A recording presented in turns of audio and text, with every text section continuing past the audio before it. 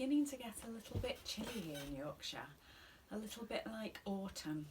It might be time for Felicity to put away the fan that's been keeping her cool and get out our winter woolies. Maybe not quite winter yet. We've still got a little bit of summer to go. The dahlias in my local park here in Harrogate are really beautiful, and they will last a little way, but not all the way through a harsh Yorkshire winter. So why don't we make some out of paper? And this is what we're going to make today, a paper dahlia. We're going really back to really ordinary equipment today without very much.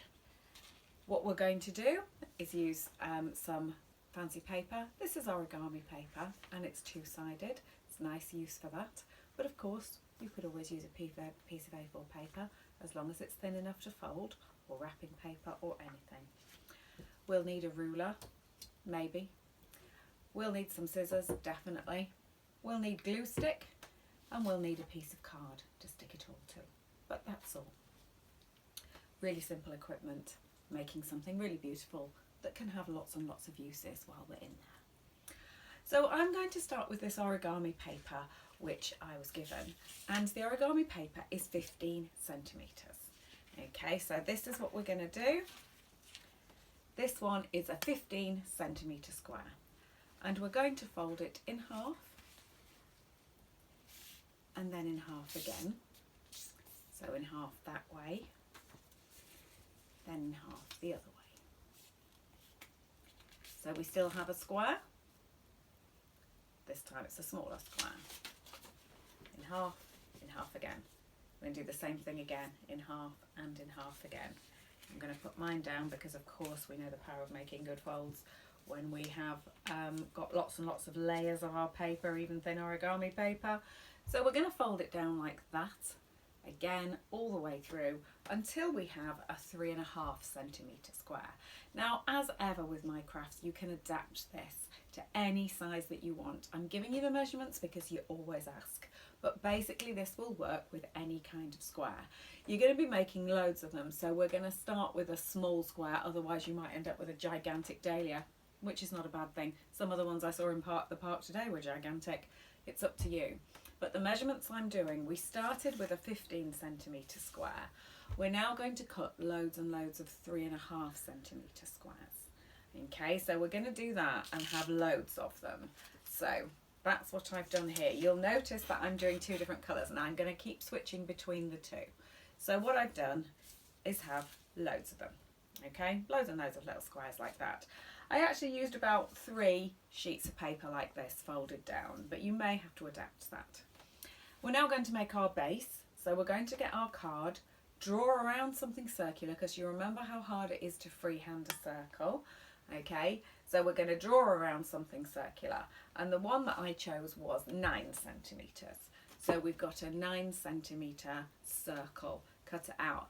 This is fairly firm card because it's going to be holding quite a lot with that. It's fairly firm.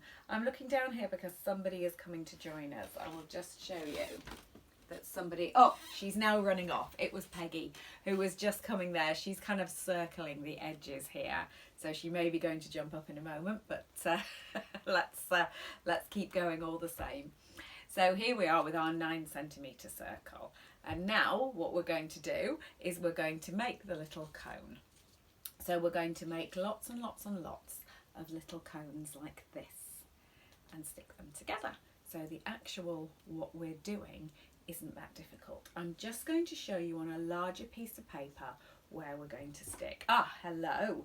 We definitely have somebody here who's coming and helping us today with our dahlia.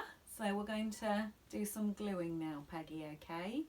So obviously this is the place where she needs to sit in the whole house. What we're going to do is get our glue and stick down one end. Okay, so I'm just going to get the felt tip pen here and show you where we're going to glue. You do not need to do this felt tip pen bit. Remember, whenever I'm doing my felt tip pen things, it is always just to show you. Now, somebody's just taken something out of there and can now chase that around the house. That was a little pom-pom. So what we're going to do is put our glue along that edge. Don't felt tip pen it, just put your glue.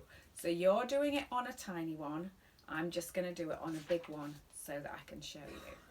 So it's paper, so we're using this kind of glue. You can use double-sided or PVA if you want to. PVA will be a bit messier. So I've put some glue along there, and I'm going to now fold that up to form a cone. So I'm moving this side so that it's going to stick on that side. Okay, I'm just going to have to do that by folding it downwards and then just showing how you can do it. Now there are hundreds of these, and if every single one isn't absolutely perfect, that is absolutely fine. But that is what we are doing. We are just bringing that cone around. So I'm just going to open it again, because remember that's one of the joys of using glue stick. So you can see I've made sure my finger was in there, and I've moved that one so that it sticks round like that. You can get your hand inside to stick it together. Now obviously it's going to be a little bit harder to get your hand inside there, it's going to be your finger inside. But you're still going to be doing the same thing here that I'm just doing on a giant scale so you can see. So that's what we've got. But we've got a tiny one because we don't need it to be quite so enormous. So I'm going to do the same thing here with a little one, a little bit of glue across, pull it around and stick it together. And this time I'm going to get my fingers inside rather than my whole hand inside. And there we are. Oh, that one's pinging open because yes, I didn't leave it long enough. Hold it for a second if yours is pinging open. And then you've got that. And that's basically what we're going to do. That's our dahlia petal, a little cone like that. I did find that my fingers got pretty gluey. So what I did was make all of them at the same time. So rather than sticking this one down, since your fingers are going to get gluey, what you might as well do is turn all of these into all of these. So just keep doing it until you've got loads of them sitting in front of you, and then you can give your hands a wash if they've got themselves a bit gluey, because mine did. Then we're going to get our card, our 9cm card, and we're going to start to stick them down. We're going to stick them round in a circle like this. So what I did was I put my glue onto the card as you're going around. So I've just put a load of glue on there. You're not going to see any of this card when you've finished. So you're going to make all the way around like that. So we're just going to get each one and stick it like that. And you can see how I've got my finger as you're going. This is really, really easy in what we're actually doing, but then requires patience as we're sticking around, because we're basically just repeating the same thing again and again and again. So I'm going to have to squeeze a little bit of extra glue in there. And what you want is your entire circle covered.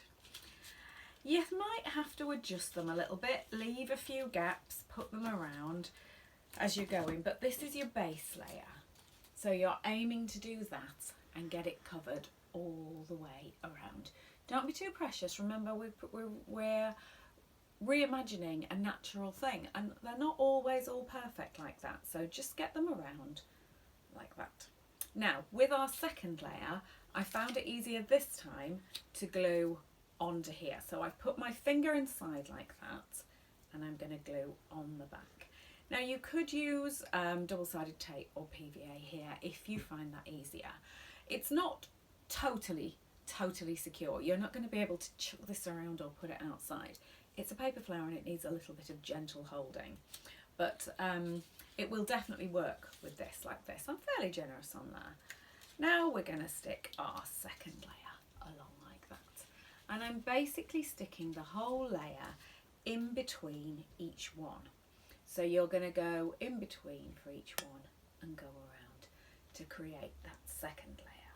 So I'm just going to have to pause there, and by the power of editing, the second layer will be completed. So as if by magic, the second layer has been completed.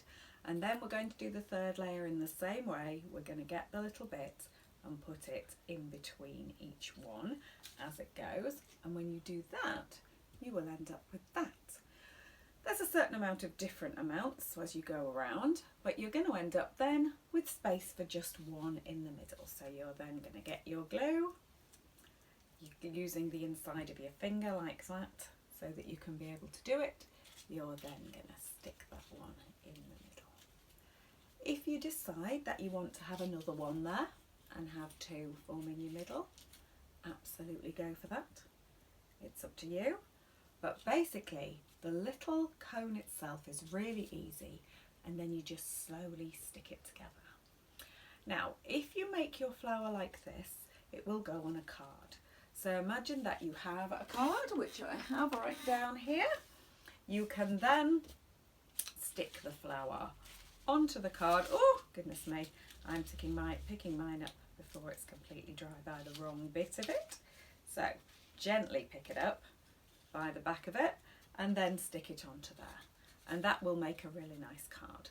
Obviously you could stick it in your hair, stick it on a brooch, anything you like. You could absolutely do this with fabric as well. I would put some thickener on the back first of all, something like Vilene or fusible interfacing on the back of it, and then do this out of fabric, and it would make a lovely flower. Okay, so you could, flower brooch I mean, so you could totally do that. I'm choosing this out of paper today. Now, if you want to make this one, which is a more fulsome dahlia all the way around, you are going to get your kebab stick, and these were ones that we've used lots of times, and I've painted it with acrylic paint. You could leave it natural if you wanted to. I used the glue gun to stick it onto there first because I wanted it to be really secure. You can use sellotape, and you could leave it just like that. It won't be as secure and hard to stick on, but I used the glue gun to stick it there and then simply built up the same thing on the other side. So you just went all the way around. There is a little space where the stick is, but you will not be able to see that. So I didn't use another piece of card and stick the cards back to back. In this one I have used a yellow piece of card because I was thinking, and maybe on the photographs you can see it, but obviously if your card was actually the same colour it would be better, you know, so this one where I've got the yellow card and the yellow one would be better. On here I used the yellow card just so you could see it. So there we've got them stuck back to back, and it makes our brilliant flower like that. If your WI is meeting again, you might want to have these on the table, you might want to have a whole group of them, or you might want to simply make it as flowers. So you can make it as one-sided flowers, I mean, that you can put onto a card. They would be any size. You could work any kind of size with that. Don't forget to put the lid back on your glue stick.